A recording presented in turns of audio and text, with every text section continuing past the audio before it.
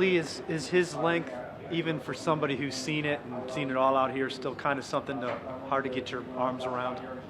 Yeah, I mean, it's great to watch. I like it. He's obviously, you can see the shape of him. He's worked hard in the gym and, he's worked on his technique to hit it a long way. And it's not easy to hit it that as straight as he hits it, as far as he hits it. So,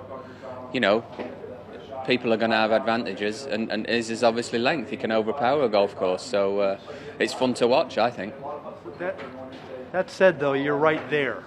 And, oh, yeah. You figure out a way to stay in touch with him. So you just have to put that out of your mind when you're playing him, or playing. Yeah, I mean, I'm not short myself. I think I hit it about 350 yards down 16. I only went in with wedge into that par 5, and but what impressed me about Bryson today, some of the iron shots he hit into the wind, the way he kept the ball down, and 17, 7 par 3, 2,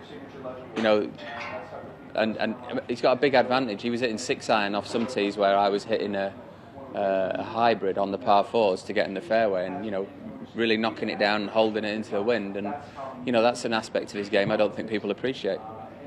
Lee, I think a lot of people think a way to combat distance from a course setup standpoint is grow the rough, shrink the fairways. But then Bryson went and won at Wingfoot. He won here. Is there anything that can be done to kind of mitigate some of his distance? It's definitely not to make golf courses longer. That'll just play into, you'll have everybody trying to hit it as far as they can. I think it's nice that Bryson does what he does, and he's unique to doing that. I think if everybody did it, then I think it would kind of get out of control. But yeah, making golf courses grow in the rough. There's an art to. He hit some shots out of the rough today, like 9 and 15. There's an art to judging a lie and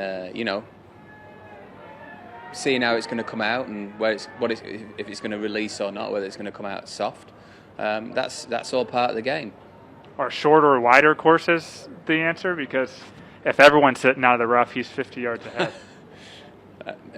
I think that would lead to very slow tournaments. He'd be stood on the tee waiting for the green to clear on most par 4s, wouldn't he? So, no, I don't think that's the answer. I think golf's in a good place. I don't know where everybody, is panicking about. I think, it's exciting to watch right now. There's a lot of different, combinations. You've got Bryson, obviously, and then, I suppose myself, who's nearly 48, can still contend with people like Dustin Johnson and Colin Morikawa winning last week, young lad. It's a long way, but you wouldn't say he hits it miles. And then you've got Rory and people like that. Rory's game's great to watch. So golf's in a healthy place, if you ask me. I don't see the big problem, the big issue that everybody's making out. Lee, what is the depth of fields today in golf as compared to maybe 20, 25 years ago? I think people are more knowledgeable now about technique and technology. I think, I could get some stick for it, but I think in general, players are more professional now and, analyse the game maybe a little bit more. And we've learned off, the kids have learned off, watching Tiger and people like that. I learned off watching Greg Norman and Nick Faldo and people like that and Bernard Langer. Bryson's he could look back and see that, but he could also look back and see how Tiger did it and learn from that. And no stone is left unturned now from these kids. They've got trainers, dietitians, massage therapists if they need them. People take them in the gym to do the right exercises to be specific for their golf swings. So that's why there is a greater strength in depth on all tours. Would you be where you are today without your workout regimen? No, Nick Price told me years ago that I should start going in the gym, and it took me about 7 or 8 years to listen to him. But got to the age of 30 and started working out more, started getting strong in the right areas, working with Steve McGregor, and it's given me the longevity. We've worked on specific areas that are going to wear down in a golf swing, and built muscle around those. So I've got a bit of protection from bad backs and bad shoulders and bad knees and bad hips. Lee, what did you make of having a decent sized gallery, and are you comfortable? Yeah, it was great. It was great to have people watching again. You know, I'm the kind of person that feeds off a crowd, a gallery, and I really struggled when we came out of lockdown and we were playing tournaments without fans. I was enthusiastic, but I wasn't as enthusiastic, as normal. And it's nice to see people out there and people cheering and shouting your name, and it creates an atmosphere and an environment that's nicer to play golf in.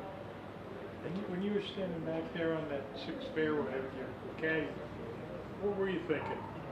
You just had to I knew. When you're playing with Bryson, when I'm playing with Bryson, I'm not going to go out there and go blow for blow with him. Some people, can do that and will do that, but that's the way for me to play myself out of a tournament. I know he's going to go left. I don't know if you saw me. I hit mine and then I gave it like that. Just had a bit of fun with it. I hit that. It was a little bit in off the right. I think I got it out there about 310, 315 down there. So, only 70 or 80 behind him, wasn't I? He got the benefit of the angle. Yeah, that crowd at 6 once he found land kind of reminded me of like a goal at Emirates or something like that. Was that the loudest celebration you've ever seen off a tee box? For a drive? Yeah. Yeah, I guess so, yeah. There's the anticipation there. People want him to go for it. And there'll come a time when he aims further left, won't there? And maybe in a practice round next year or the Pro-Am, he'll go straight at the green, not chicken out and go right at that trout. Thank you. Great question. Cheers.